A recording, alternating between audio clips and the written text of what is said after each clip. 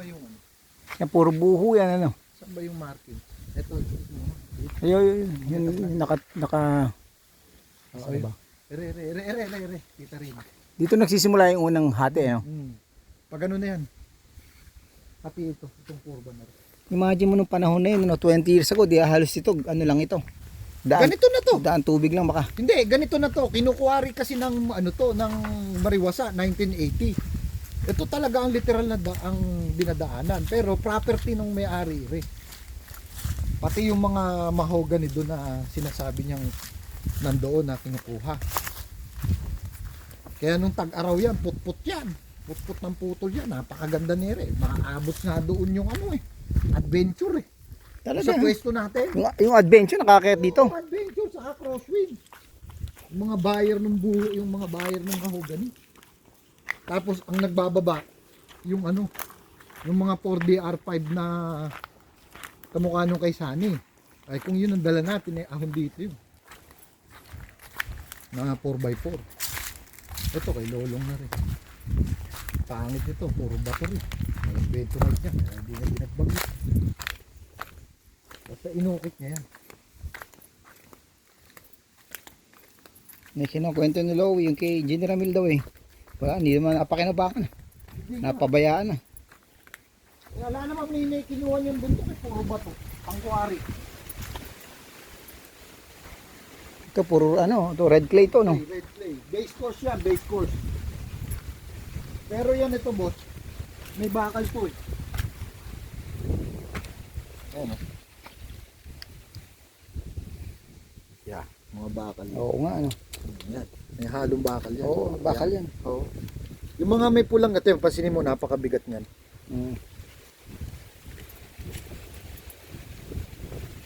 May bakal na. May bakal yan. Pag ginagawang clay yan, binibistay nila yan. Hinihiwalay nila yung bakal. Pero pag nakuha mo yung point mismo na yung maitim na maitim.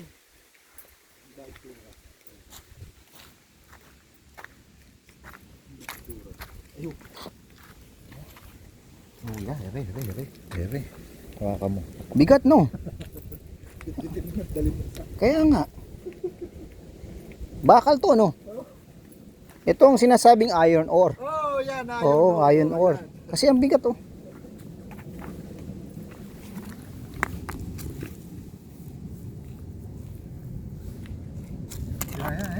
Ayan po. Ito, oh. Ito.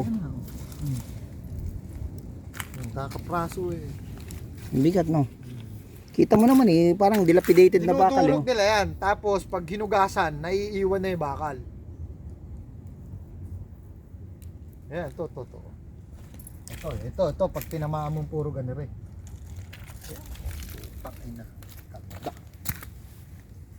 Bigat. Piraso lang eh, oh. No? Literal na bakal na to eh. May pulbos pa yan, boss. Pulbos pa yan. Bigat, no? Kung may magnet ka nga, didikit yan eh. Hindi ordinaryong bato eh. Yan. Very. Yan. Ayan. Ay. Yan, oh, literal na bakal, oh. Ayun. Yeah. Yan ang sinasabi ko. Ito. Yan, yung mga itim. Pinakita kasi sa akin to nung nung Tata Permin eh. Kasi nga nung inexamin to, nung sinukat, pinagkukuhanan ng sample to. Nandini lahat ng pera. Pang lifetime. Talaga, sa mamina mo ni isang bundok yan eh. Kaano karaming pera niya? 20 years nga, hindi kaya. Kaya Ang nga. importante lang kasi niyan, pag kinontrata ka, tuloy-tuloy. Hindi pwedeng hinto. May penalty pala yan. Hindi. Kailangan kung gaano karaming supply, yun ay susupply mo. Oo. Hindi pwedeng pahintuin. Ito na lang, souvenir. Hindi na nakalakad si Mili. Iga na. Kaya sa rapon talaga, ang maganda talaga dito, yung bibili ka ng lupa sa bundok eh. Pag binili mo maika-transfer mo sa pangalan mo, iyo talaga. Hindi right. Ito rights yan eh. Rights to mga to. Kaya nga sa ninong mo eh, galing, you know? Oh, Imagine mo yun Ano na. yun eh, extrajudicial yun eh. Extrajudicial. Imagine mo na patituluhan niya. Lolo nga eh, ang laki mata eh. Nakita. Ano uka eh, yung pala ito yung ate, pinagigigidan yung bento naman. Nung makita niya eh, kaya lolong sa lupa. Kaya ang gusto ng bulol eh, pinahihinog niya ng gusto. Akala niya bibigyan niya ari sa presyo. Kaya, kaya nga, pero napakamura no. Eh yung puno pa lang yun eh. Di ba? Gano'ng karaming puno ang makukuha mo dyan? Huwag na boss eh puno. Ang hindi mo yung lupa pag tinatas mo. Yung ibabaw na yan. Pag inayos mo. Gaano karaming dump truck yun. Sa 1,000 na, sa 5,000 na lang isang dump truck. Alaala ba? Ano ba rin mahogany ano? Hindi ko alam. Baka. Mahogany, tatanim ko rin sa gilid ko rin. Souvenir. Galing bundok. Sabi, yung lupa na lang na lalabas dito. Hmm. 5,000 isang dump truck. Yun na lang tusid mo. Yung kahoy, pasunod na lang yun. Yung kahoy, pasunod na lang yan. At saka yung mga buho. Puro mahogany rin yung mga pinilis na ito, no? Hindi, dito nga, ang binili dyan, puro mahogany. Per peraso. Itinanim yata dyan, parang 10,000. 10,000 mahogany. Eh mga may sumuwi pa. Doon na lang nila tinuos. Hindi nakasama yung mga umusbong. Di ba Hindi, yan? ering nakuha ko na rin mahogany ito, ano? O mahogany. Mahogany. Kaya mahogany yan, galing din sa mahogany. Pero ano ba yung... Kwan yan? Ayun. Doon sa kabila, yung camping site, may mga tao ron. May poles kasing mababa rin. Ayun, may mga ginawa ng ano, ginawa ng Mas resort. mataas yung poles na nandoon. Ano siguro? Mga ang taas ng poles. Nasabi sa akin ni Tata Merwin, mga 7 taong matatangkad na. Ito mababa lang yung poles din.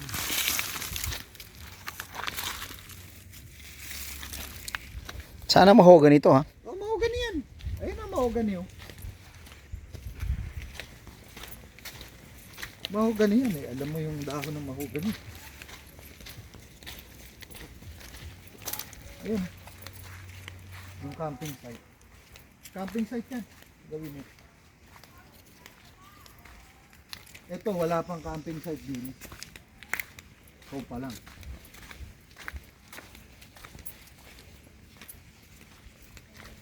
Balang araw dadami tao din. Paano ang tax niya naka-updated? Hindi.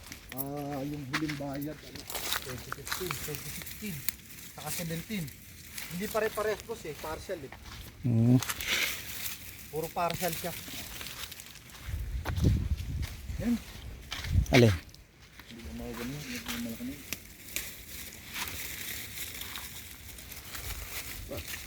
Nagigit ka diba? Ito mga bubuhay natin. Eh, pag malamig ang kamay mo, buhay yun. Kaya nga. Tangin na sa akin, patay yun. Ang paano gawin yun? Itatanim ko na sa may gilid doon. Parang bako doon. Oo, sa may saluйsoy. Yun naman eh, kita mo to mga mahogany din ni Boss Tuwid.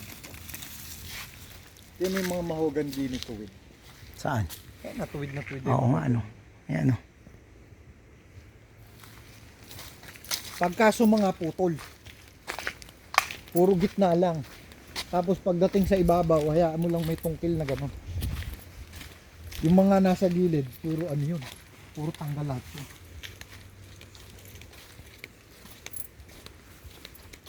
Hindi mo na kailangan bumili ng punla ng mahogany. Napakarami rito. Laludo sa ibabaw. Putang ina, puro kuliglig ang madidinig mo eh. Gano'n. Ano to? Patibong?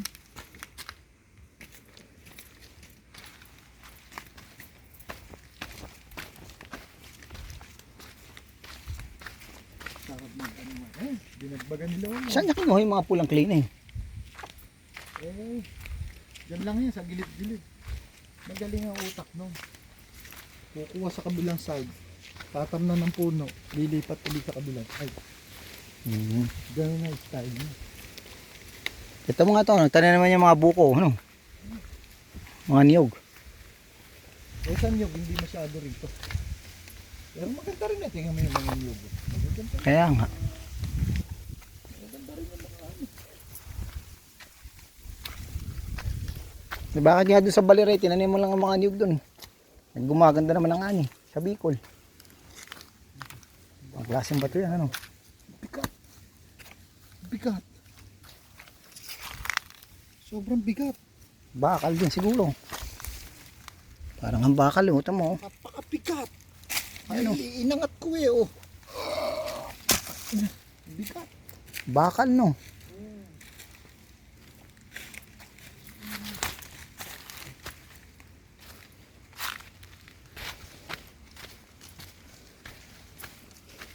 Dito mga virgin pa pag-iisip ng tao rito. Pag tinuklas mo to, magsusunuran lahat sa iyo. Kaya nga. Lakas ng tol. Lakas ng agos, no? Kaya nga pagka yung mga anak ko ay maliligo si ate, pupunta ka pa sa buho, maglagay ka ng lalakoy karmatsyog, may lamesa. Doon lang sa ilog. Mas malinis. Kaya nga. Dito galing eh.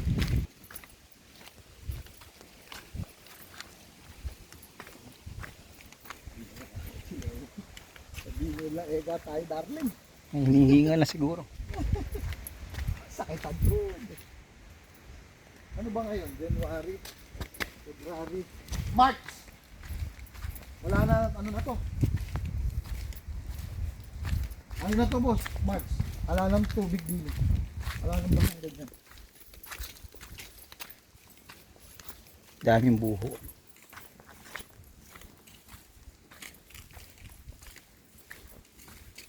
Ano, baka nawala yung GoPro ko doon. Hindi na siguro. Baka doon lang pumunta sila low. Ano, tapak ng kabahay. Aso. Aso ba yan? Oo. Ito, pangit na lupa din. Parang banday-banday, panambak lang. Ito eh, saglit lang naman ayusin nila. Lumapag sa Tagaraw. Saglit lang po. May sarili siyang bako eh. Sila man ni Sandra min eh. Nahawi-hawi lang ni Lolong na ganun. May pambor sa kanya yan. Bilaran yun. May mga produkto sila nahulog doon. Nakasako pa. Ano? Mga uling siguro. Buho. Hindi, nakasako. Buho. Buho siguro yun. Hindi, uling. Maaari uling. Nanod.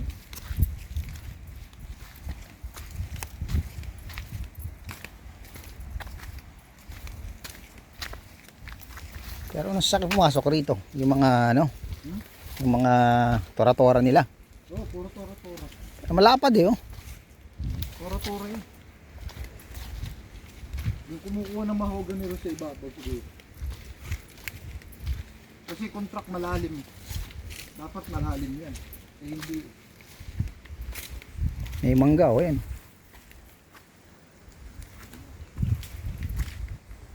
Ito, GBD na to. Di ba nara yan?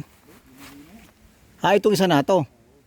O, pero sa kabila niyan, mahogany. Iba na may-ari na ito, hindi na kay Lolong. Hindi na kay Lolong to.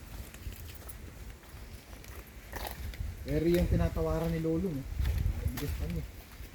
Naayos yata yung titulo niya. Mukhang lalabas na yun. Ang dali na palabas ng titulo, basta may pera ka. Hindi, kung matagal na boss na na-i-apply. Hindi lalabas na yun. Kung sabay yun.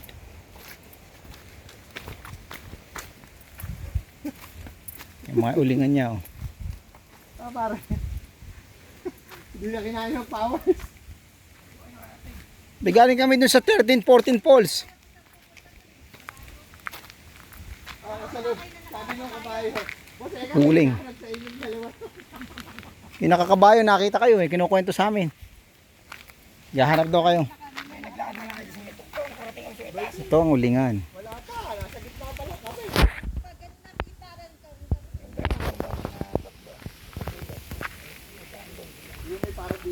Virgin Forest. Ay na red clay. Doon niya kinuha. Yun. Hindi pa dulo yun. Sabi nga, kalahating oras sabi ng mga kabayo. Eh hindi, sa dig na yung sinasabi niyang kalating oras. Hindi kaya pa yan. Kaso si boss. Wala naman maglakad din ako yung magmotor. Eh nandun ako kayo na eh. Ayaw sana kumain muna tayo dun eh. Tara. Eh, sabi ko, sabay-sabay sana tayo. Ay hindi, pa kaya lang malayo pa. Mga isang oras pa mula rito. Sa pambulak ang labas. Hindi nakakayanin na yung tuhod mo yun. Hiking na yun. Marami kikitain yung chenso ko rito pag dinala mo ako eh. Kaya lang yung magtatago ka sa diyan. Hindi ka ulihin pagka dito mo binira. Pagbaba mo. Doon sa may baba, maibababa mo. Pag lumagpas ka na sa barangay hall, tepis ka na. Titimbre ka na ron. Oo. Yun ang problemang malaki to. Pero pag magbibigay ka, makakalagpas ka sa DRT. Pagdating mo naman ng akle. May patanim na ako ng ano, mahogany. Doon sa gilid ko ron. Para hindi ka nakaikot doon, napakaganda ng overlooking doon.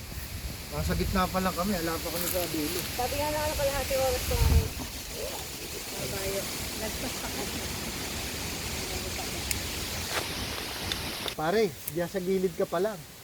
Wala pa nakapasok sa gitna niya. Kaya nga. Mapapasok Kaya, na. eh nakita mo yung puting-puti na yun, no? Malinis na ano yun, no? Bentonite no? Bentonite ka. Kaming dalawa, kahit liblib na liblib, pinapasok namin. Kaya wala naman makikidnap o ransom sa atin dito. Kaya nga, hindi gaya nung araw na ano. Saka wala nang pogi dito. Yan. Kasama niyo yung Hindi, kaya mas ayan na, babay pa. Nagkakabayo nga natakot sa akin. Nung araw ko hold up, pero hold upin ko yung ano.